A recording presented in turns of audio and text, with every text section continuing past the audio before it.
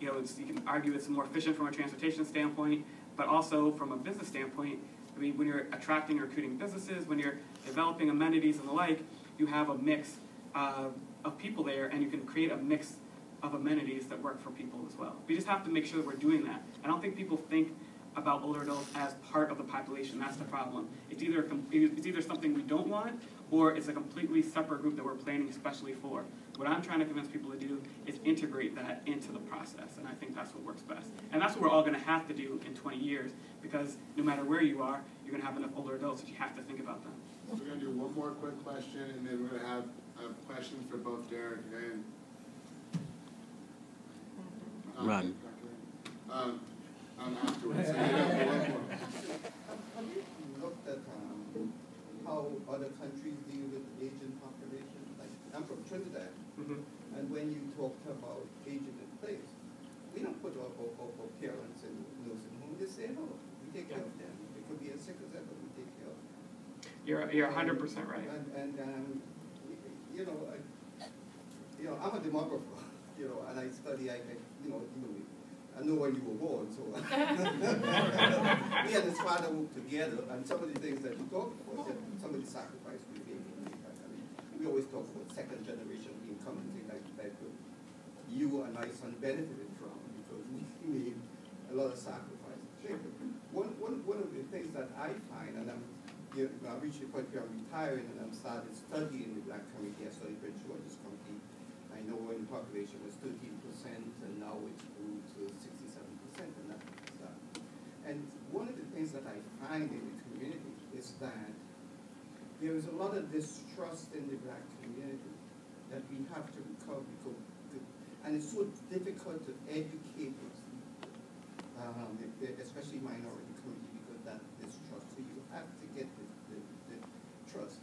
Another thing that I found out is that if there's a program to help the Black community, and I find out, I wouldn't share it with them. And all these things compound and how it's affect the type of services you get. So you're going to have to make a cultural change, and I'm saying we need to start studying that. I would like to go back, because we had slavery in Trinidad, but we had emancipation almost 100 years before that in America. But I'd like to go back and see, before integration, what the communities were like and so on, and how people lived, and then try to compare it with what's happening today. That's a fascinating concept, and that would be really interesting to do that. But I think there's 3 points in there, and I'll try to get them quickly. First, on the other countries, and really actually this applies to immigrant groups within the U.S. as well, that different cultures have different expectations for aging. You will not find a Latino community where people feel like, especially first generation or second generation, where people will put their parent in any kind of facility. It will not happen. You are expected that you should age in place, that you should stay in the home, your parents should move in with you, you take care of them, and there will be 2 or 3 generations there, and they do all of the caregiving within that framework. And actually that's a model that works for them, because all the compromises that are made, well, I can't drive anymore, but there's somebody at the age of driving in here. I can't bathe myself, there's somebody here who can help me with that. I can't get down the stairs, there's somebody to bring me what I need. I mean, those kinds of things make up for the fact that they're not there. However, that differs amongst groups, and with most groups, after they're in the U.S. for a certain amount of time, they kind of come to more the American norm, which is kind of single family home with 1 generation, and if there's too much of a burden, kind of your parents go where you can afford to send them. I mean, that's kind of the thing.